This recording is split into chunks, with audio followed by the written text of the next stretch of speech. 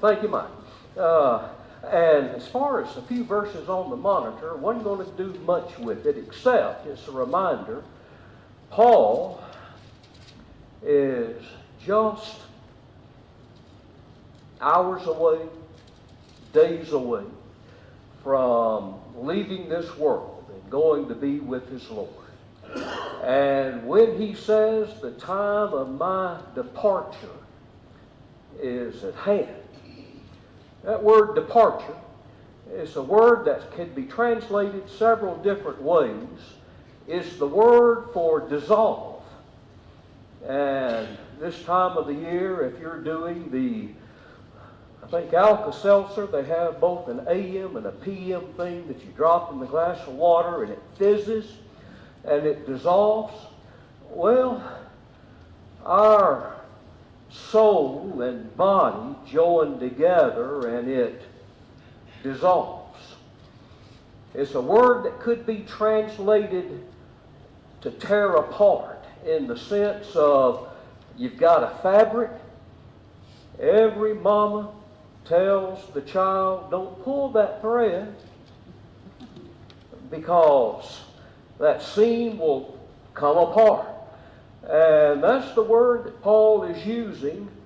He's going to come apart, be pulled apart, and leave this world. And the word departure was a sailing term as well. That the ship would be at the dock, and the lines would be on the mooring, and they would cast off. And so Paul is saying that my lifeline, I'm casting off. And it's also the word, not so much in the New Testament except one time, if our earthly tabernacle is taken down, and Paul would write that to the Corinthians, it's the word for striking the tent, breaking camp, getting ready to go.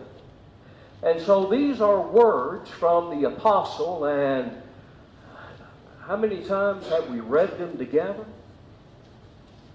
How many memorial services or funeral services have they been read? They're familiar words, they're beautiful words. My time has come to an end, and I'm ready to go. I fought the good fight. I finished my course. I've kept the faith. And because of that, there is laid up for me a crown of righteousness. Well, this was just kind of the introduction. And here's the rest of the verses that we want to look at for a few minutes this morning. If you have your Bible, you can see it so much better looking at it in your lap than you can reading the fine print on the monitor. But the idea that we get from these verses, now then, Paul could lecture. Paul could preach. Paul could fuss and scold. Paul could instruct.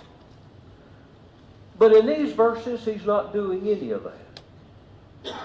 In these verses, and there are other passages, but not as long, not as extended as this, Paul is telling us what he's feeling. And if he's not quite on his deathbed from sickness, he's in a cold prison cell, waiting to hear the footsteps of the soldiers coming to get him. And it's introspective. It's personal. It's unguarded. Here's what I'm going through.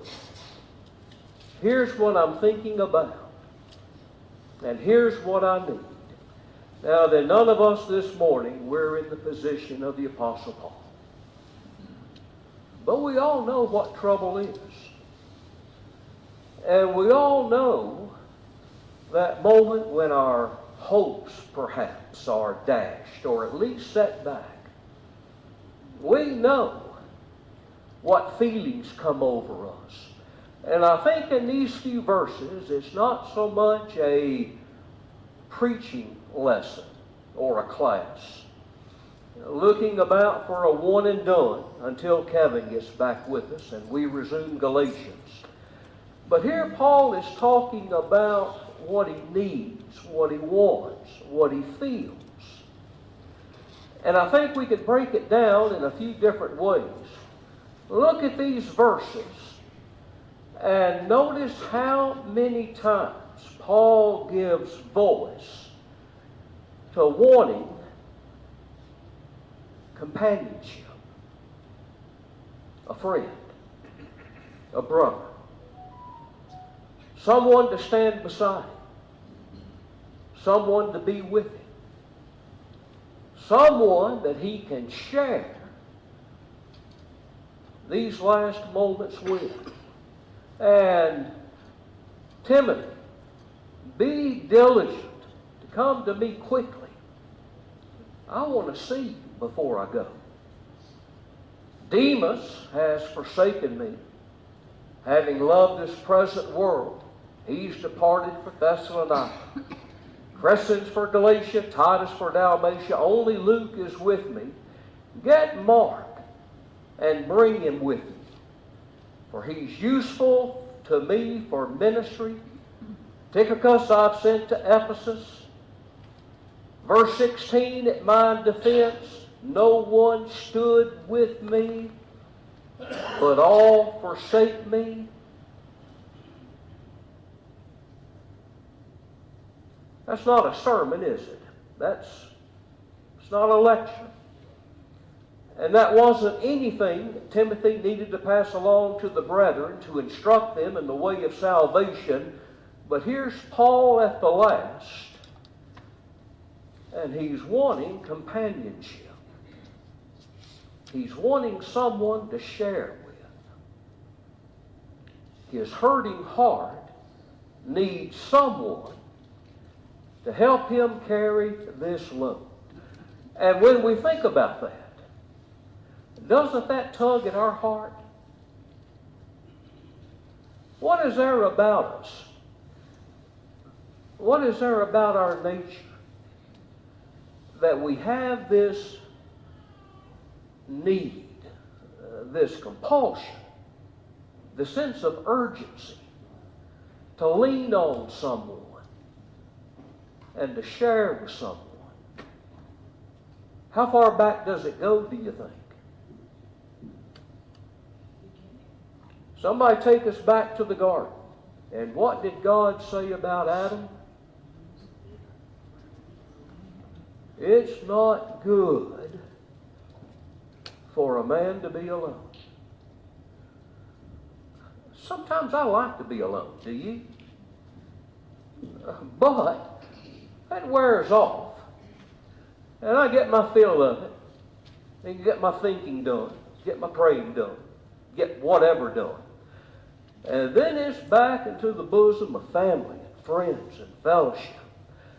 We're made that way.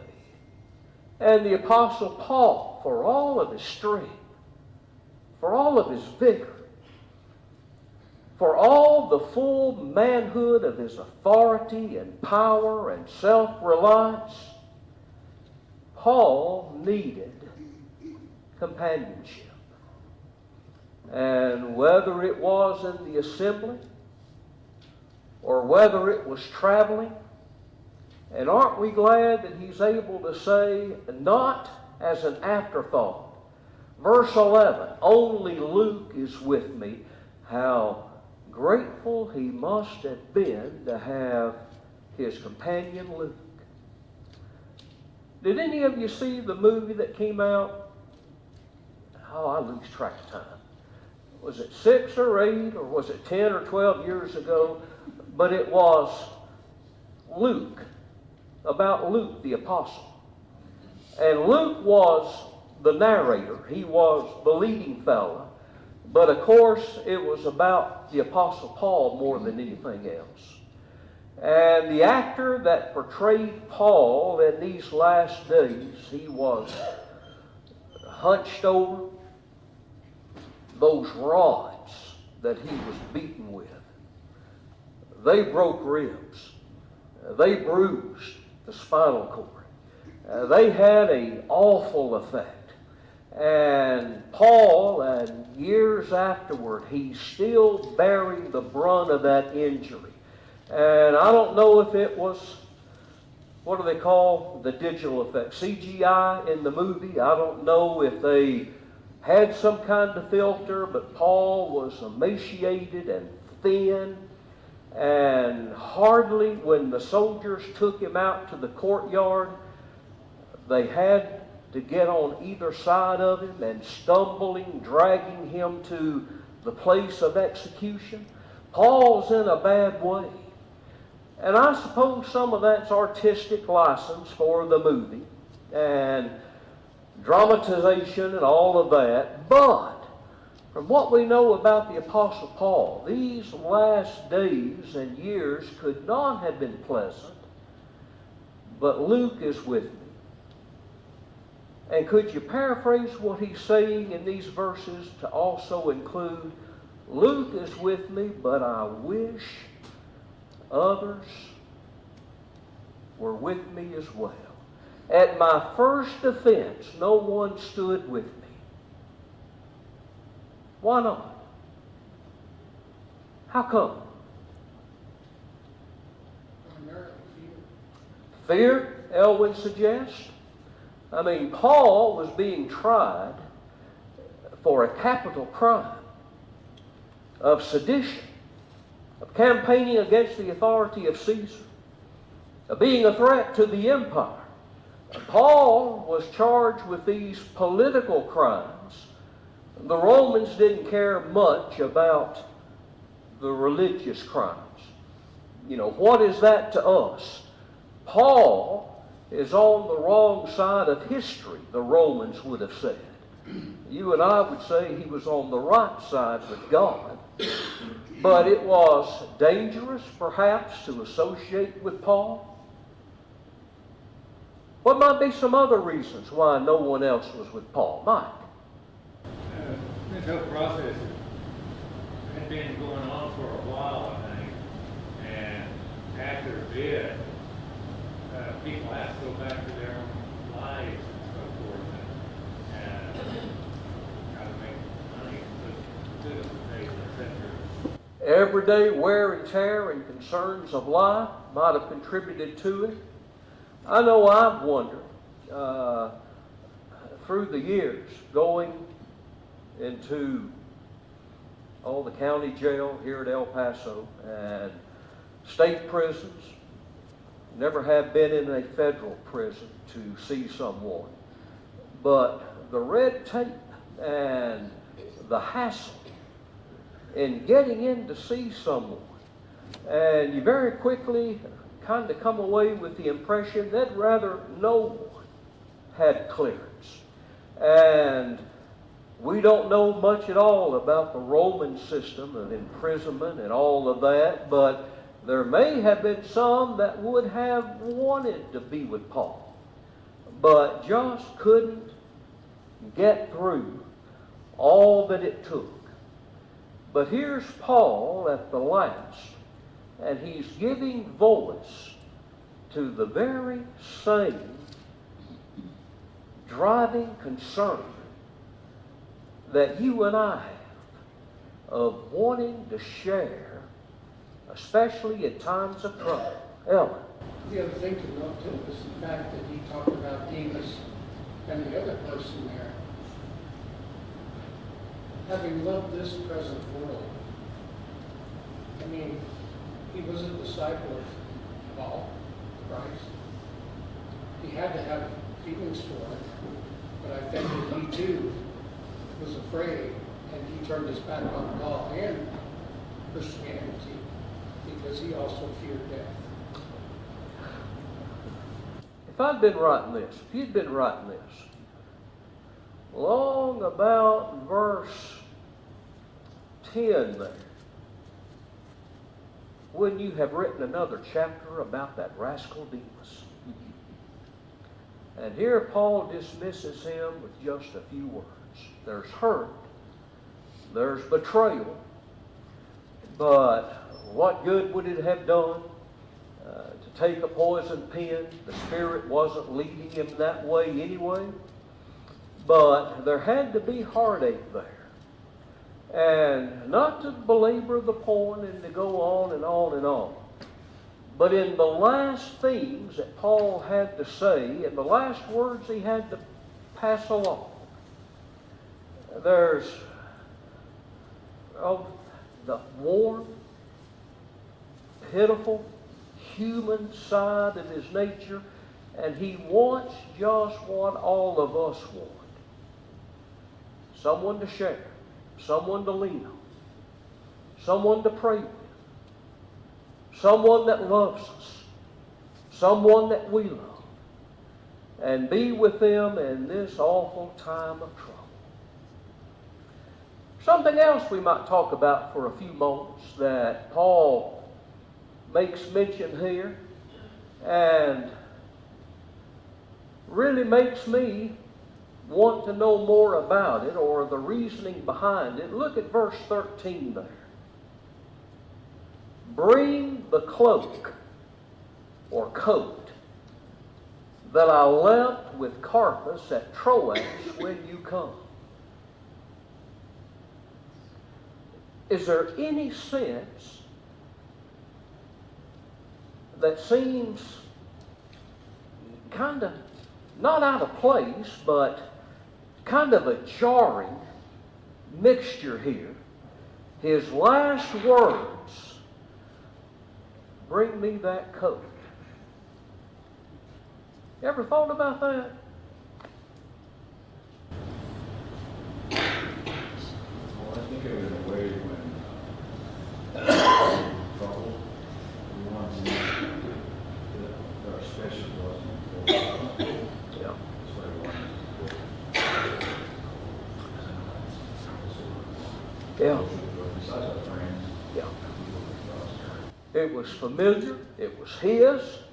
He had some attachment to it. Maybe it was cashmere. I don't know. But creature comforts. You know, the chicken soup is good for the soul. I don't know if it has any healing properties whatsoever when you've got a cold or a virus. But for someone to bring you that cup of chicken soup, well, it's more. It's the showing of something, and it warms, and it fills, and helps, and helps. The other thing that I think about is we all have a sense of pride. And probably what he was wearing in prison was rags, filthy clothes. And that cloak was important to him because it gave him that last bit of, this is the last time you're going to see me, but look at me. I've got this awesome coat. I'm ready to die. Here we go. I'm not a psychologist, psychiatrist. Don't go much in for that. It's not my background. Sometimes I think about this. Why do you think, and here I'll defer to so many of you in the audience, why do you think, Jeanette, why do you think that when you go into the military service, they give you that bus coat and they dress you all alike?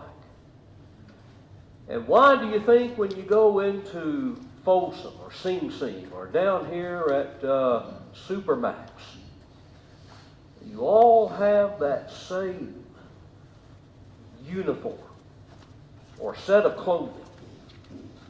What do you think that does to a person? Sets them apart. It's degrading. It's a leveling.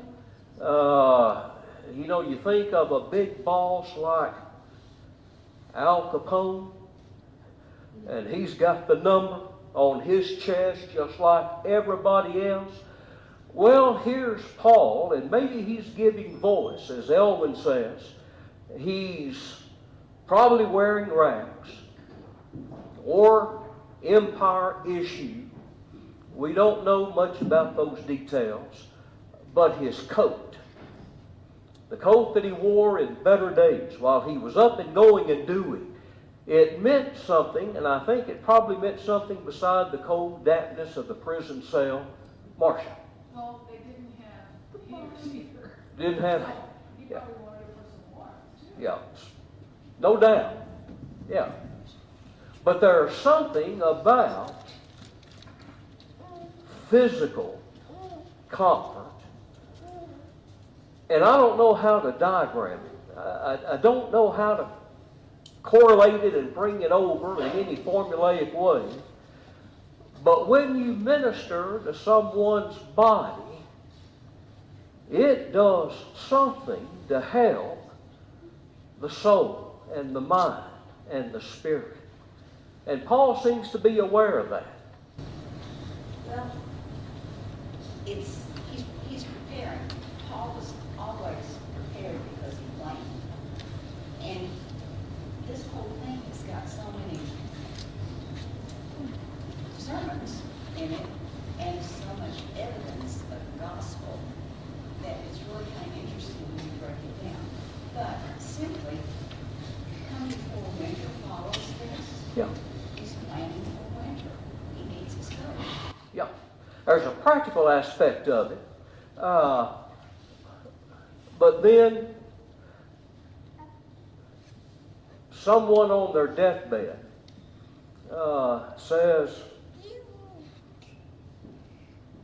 the padlock on that shed outside needs to be replaced. Well, yeah, but is this the most important thing?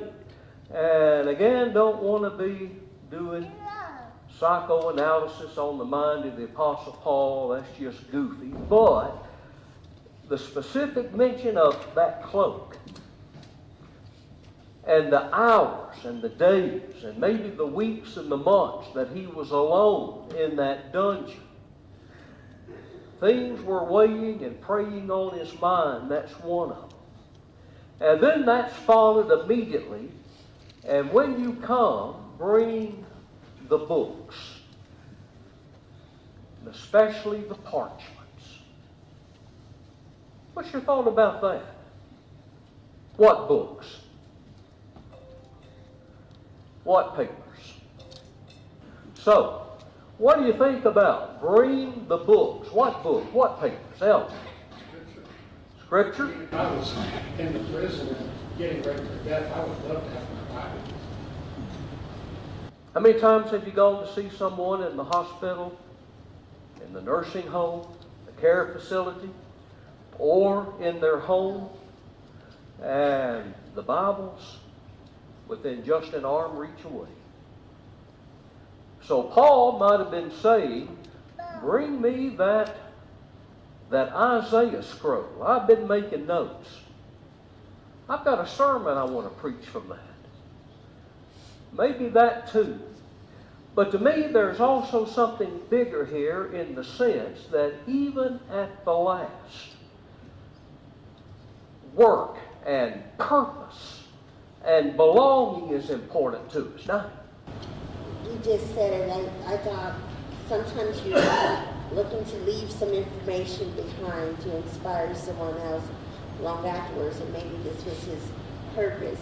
Maybe it was there to inspire him, but maybe there was something he needed to do to inspire others, because he knew that this time was coming for him. And I think as we look at some things, even in our own lives, some people, and I have been, I guess, say the privilege of seeing how people have left notes or information behind long afterwards, or had prepared it long before that time or that day came. yeah, working right up to the end there. Steve. So maybe there's a fondness towards corpus. And the reason I say that is because Paul could have just asked for any old cloak. So maybe the cloak is a remembrance of his friendship with corpus. And it could be the same with the parchments, or maybe it's, Corpus's past or something, and he's trying to provide some remembrance and comfort or something, and he's taking back something he left. So he could be even signifying that these are my last days. I need this back, because I'm passing so many Yes. hours. Yeah, yeah. Elwin and Glenn. The other thing to consider too is if the parchments were written by him or someone close to him, I would want to make sure that I gave those to somebody that I could trust and would see that word was continued in some way or another. If Luke was there with him, then that would give him the opportunity to take all his parchments and say, Luke, take care of this. Maybe Paul didn't want or didn't think that what we call 2 Timothy was going to be his last letter. And so I need writing material. And Glenn. It seems the only thing he has left is a coat and a few books. He's given everything else to the Lord. When they probated Paul's estate, probably wasn't land, wasn't a fortune. Here in his last days, that cloak and the book and the parchments, this is the work of the Lord. This is my calling. There was a man who told me once, Paul could think, that I was separated from my mother's womb for the role that I'm playing. And maybe I'm done. It looks like I'm done. And if that's the verdict, I'm ready to go. But the books and the parchment, that has something to do with the Lord's calling, the Lord's purpose, the Lord's work. And even at this moment, that's what I'm wanting to do. Google must be so interested in the searches that we do.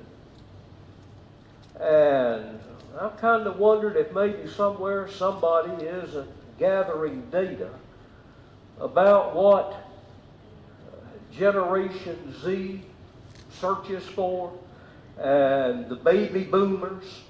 And, baby boomers, it would be, dentists and hearing aids and other things. But, thinking about, I hit 70. Does everybody know that?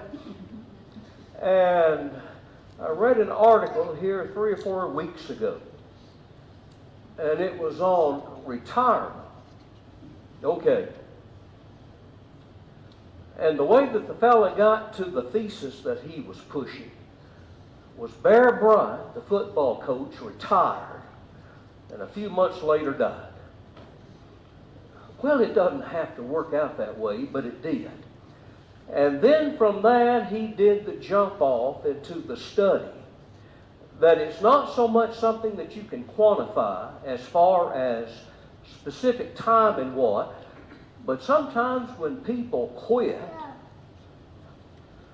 they're not getting up and they're not exercising any longer, and their interest in life has dissipated, and it's a sudden downhill after they let go of the tiller, after they let go of the oars, and how quickly death follows. And I know that's not so. Moved here 20 some odd years ago, and not long after that, my friend Derryberry retired. He got busier than ever. And talked to Bill Ball, what all he's done, and the things that he's made, and the lathing, and the whittling, and everything else in his shop.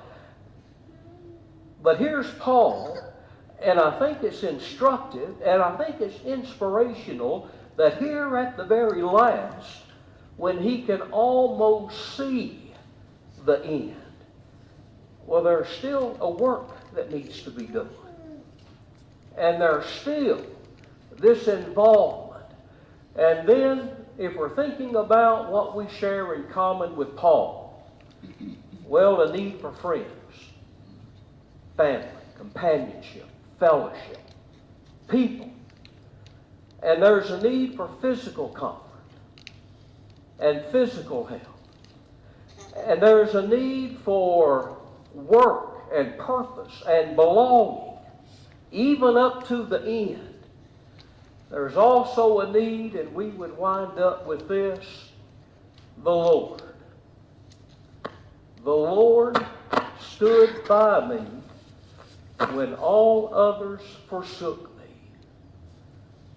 And Paul has that strong sense of faith that undergirded and supported him right up to the very end. And wouldn't that be a wonderful thing to share with the apostle? We've had folks here at Pikes Peak, and they've given voice, sometimes over and over and over and over. I don't know why the Lord hasn't got me before now. I'm more than ready to go. And there'll be a face that will pop up in your mind when you hear that. Well, the beautiful thing here is that even though some deserve it, he says, literally forgave. And I'm in charge. There's a, It wasn't vindictive. yeah. That's a beautiful thing. Some hold a grudge and that sense of vindictiveness right up until their eyes close in death. Paul was not of that mind at all. Heard one bell, didn't I?